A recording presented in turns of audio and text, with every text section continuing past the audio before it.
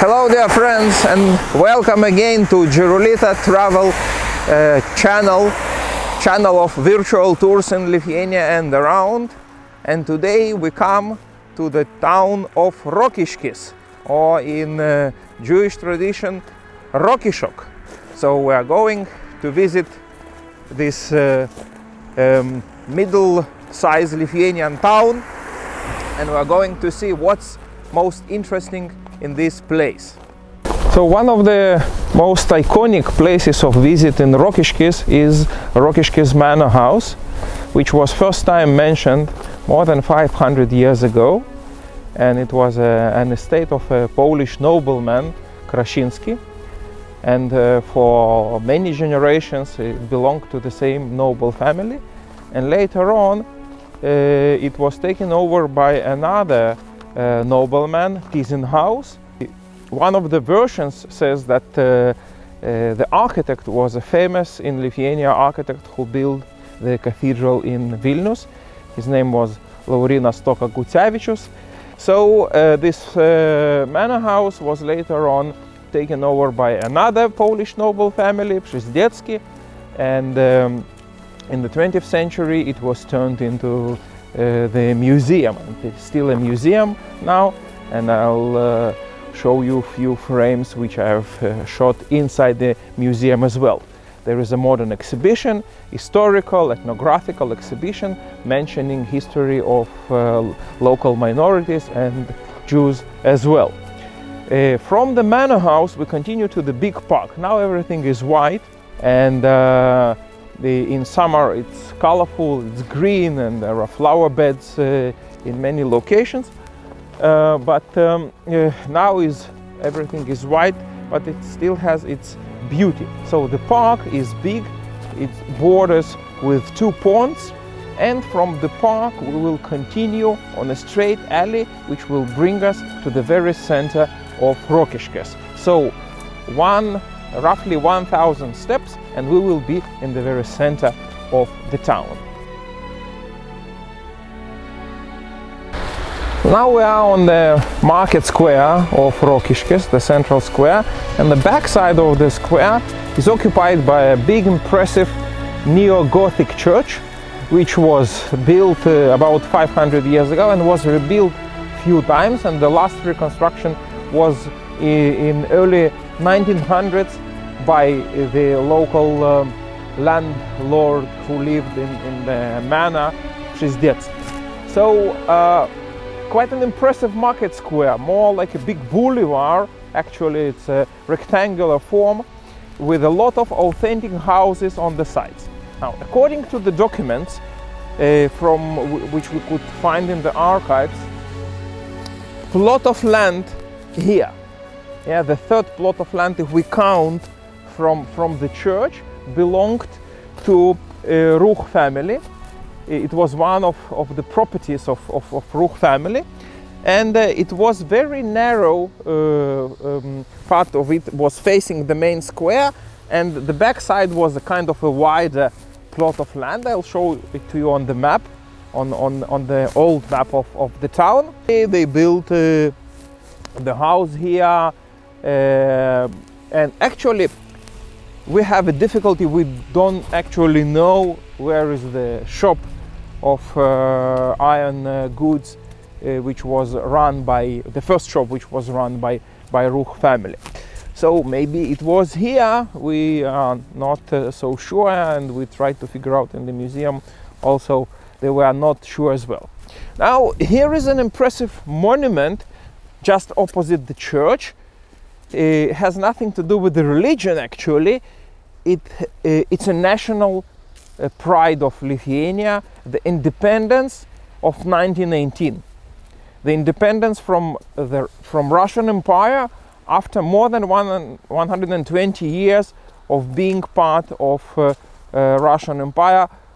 By the way, one interesting detail, that there were hundreds of such monuments in Lithuania up until the Second World War, and most of them were destroyed by Soviet authorities after the Second World War, and Rokiskis was maybe the only place in Lithuania where Soviet authorities didn't destroy the monument. And actually it was due to the efforts of local people who succeeded to persuade the authorities that the destruction of the monument can cause damage to the houses on the square. One of the businesses, the Jewish businesses on the main square, was Hotel Europa, the building on the corner, the gray building on the corner. Today it has 3 floors, but originally it was only 2 floors. Besides the hotel, in the same building there was also a photo studio which belonged also to another Jewish family. By the way, there were a lot of Jewish photographers, and in the local book I found that Rachmiel Ruch, Rachmiel or Rahman Ruch, as they mention here in different sources, also was a photographer. So you maybe know this from your family stories.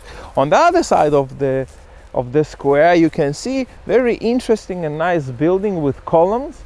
It's a typical gallery of shops. On the big squares of in smaller towns like Rokiskis, this was a big innovation in the 19th century. They called it trading rows, yeah, and these buildings were divided into sections, and the owner of the property used to lease these places to the vendors. Another nice building on the square, the most unusual, I would say, building on the square, with 2 towers, belonged to Zamet family, who were competitors of Ruch family. I put it in quarter marks, competitors. Zamet family, they were manufacturers of metal goods, and Pesach Ruch, he was a merchant who traded with the metal goods together with his friend Hona Ash. They had a shop on this square, number 26, which according to this phone book it was a number 26, but number 26 was when they already separated. They had an argument in late 30s and separated into they divided the business and established, each one established a shop for metal goods, iron and metal goods. Ruch's house, today it's number 21, and it has a 3rd floor which is an annex which was added later on, and it's a wooden house on the corner. And the back side of the house, on the map we know that quite a big property belonged to Pesach Ruch. So we can outline now that Pesach Ruch had a property there and a property here, and we have 2 more locations on that side of the town and on one of the streets behind me. So 4 properties on the map of the city of 1920s. And so what's about it? You know, there must be a story behind that. And there is a story which runs in a family that in 1914, when Jews were expelled from Lithuania, when the First World War broke out, Pesach Ruch succeeded not to run away, and he stayed here, and a wealthy landlord who was persecuted by the authorities succeeded to hide together with Pesach Ruch in Pesach Ruch's house or whatever. At that time Pesach was young and wasn't rich. And the story tells that after the war, when things got back to their usual line, that landlord was very grateful to Pesach and gave him a lot of wealth. And this was the kickstart for Pesach Ruch to become one of the wealthiest businessman in Rokiskis, and later on not only wealthiest but maybe one of the most known people in Rokiskis. He was elected to the council of the city, and he is mentioned in the lists of the council of the city in different documents and so on and so forth. So this is like the side of the family, the relations of Ruch family with the general Lithuanian community here. You see, we are visiting Rokiskis January, winter, snow. There is also still some snow on the roof of Ruch house. And this reminded me of another story about the family and also about the famous rabbi, the sixth rabbi of Chabad Lubavitch. He visited Lithuania in 1931, and it was known that he will stay in Rokiskis for some time, and there was a big competition who will host the rabbi. So there were two serious candidates for that, and one was Pesach Ruch and his big house on the main square, and one more person. Now the difference between the two offers was that Pesach Ruch was ready to pay all the bill and to get ready for the visit of a rabbi and to prepare special, even he amplified, he spared the second floor of his house and arranged special rooms for rabbi and his accompanying people.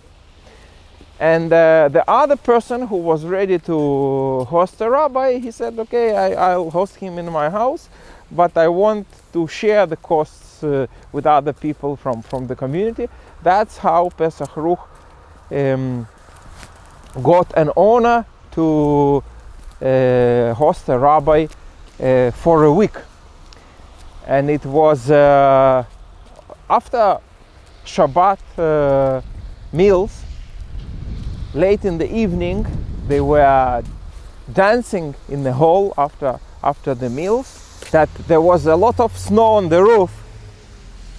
It was a cold winter, and the people in the house, together with the rabbi, were dancing, and the heat of the bodies hit the roof, and the snow fell down or melted from the roof. And it was the only house in Rokiskis with a bare roof in the middle of the winter.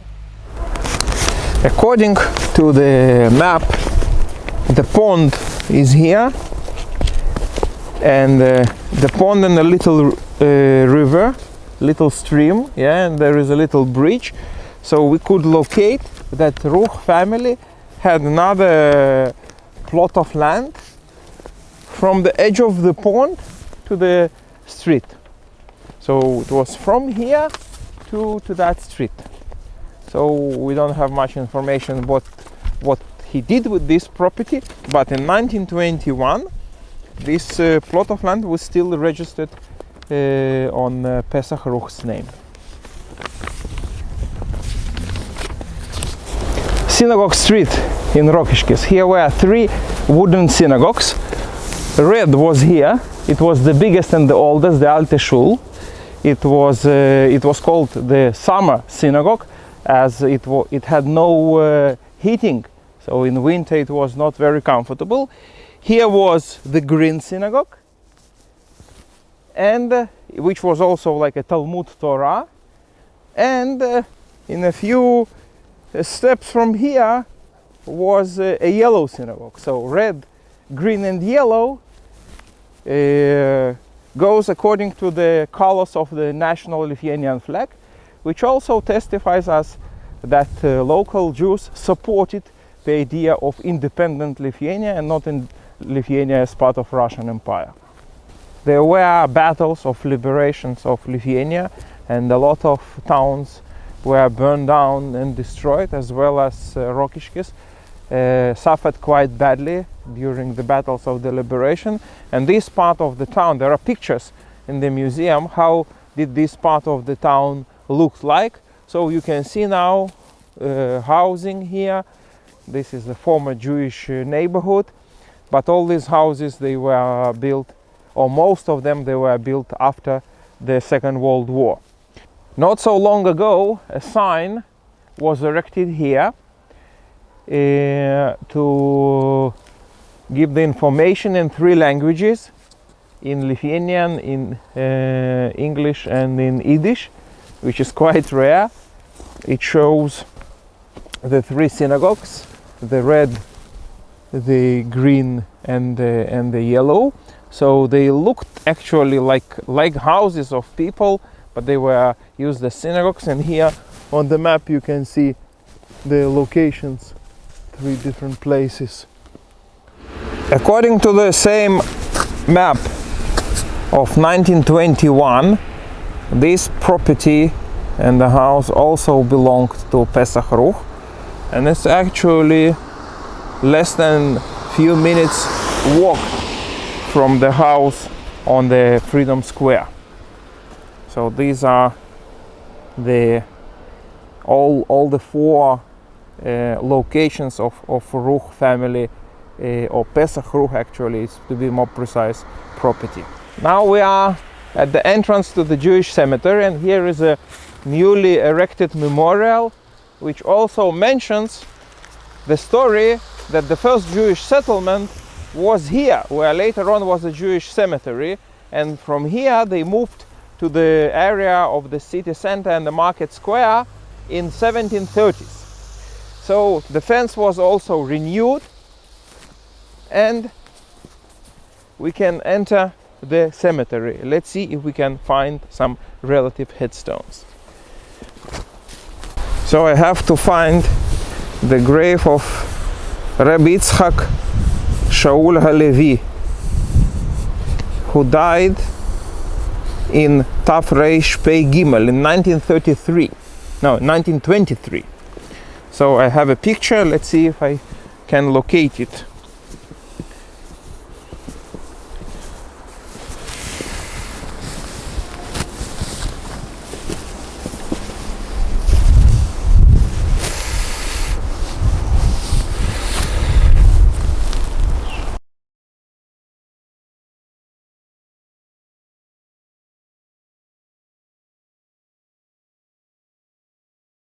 So after some time reading the headstones, looking for the dates and names, I found out that this spot is from 1930s, but I couldn't find anybody related to Ruch family here. This spot from 1920s is missing, and that part there are headstones from 1910 and earlier periods. I'm not sure if I can find anything, so it's my second time trying to find your family graves. Rokiskis was a small town for first 300 years of its history, or even longer, and in the 19th century it transformed into a more important industrial town in Lithuania, at that time part of Russian Empire, when the railway tracks were paved from Dinaburg, from Dvinsk in the east to the port of Leyba in the west. So Rokiskis was one of these small towns which happened to be next to the train tracks, next to the ways of communication, connection and transfer of goods. And this caused rapid development of businesses in Rokiskis.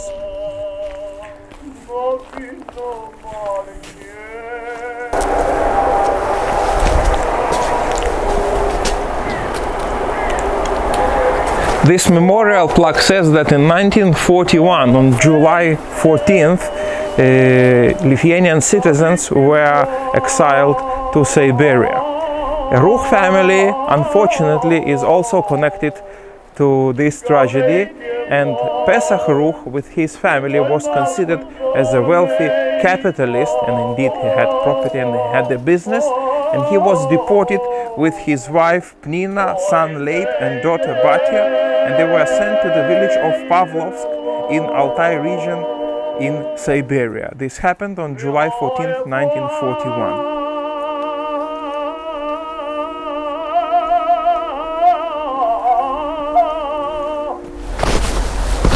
The sad story of the Holocaust in Rokiskis brings us back to 1941, when Nazis occupied Lithuania and of course Rokiskis as well. Women and children were concentrated in one place, and mostly men were concentrated next to the manor house of Rokiskis, of Tyzenhaus family. And this stone building is part of the manor house complex. So here was the ghetto for nearly 2 months. They were kept here, and later on were taken to Bayore, towards Bayore village, that direction, and killed in the pits where is a Holocaust Memorial as well. Not so long ago, 1 year ago, a modern memorial in honor of the ghetto was erected here. Metal panel with the engraved inscription in Lithuanian, Rokiškio ghetto vieta, the location of Rokiškis ghetto. Altogether, over 3,000 Jews were in Rokiškis at the eve of the Second World War.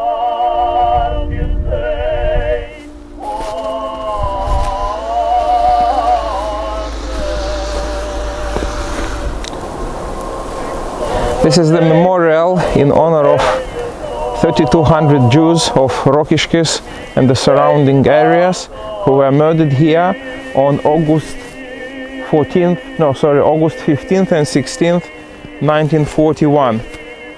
Less than 2 months after the occupation, the beginning of the Nazi occupation of Lithuania. So actually this is, as we say, the first stage of the Holocaust.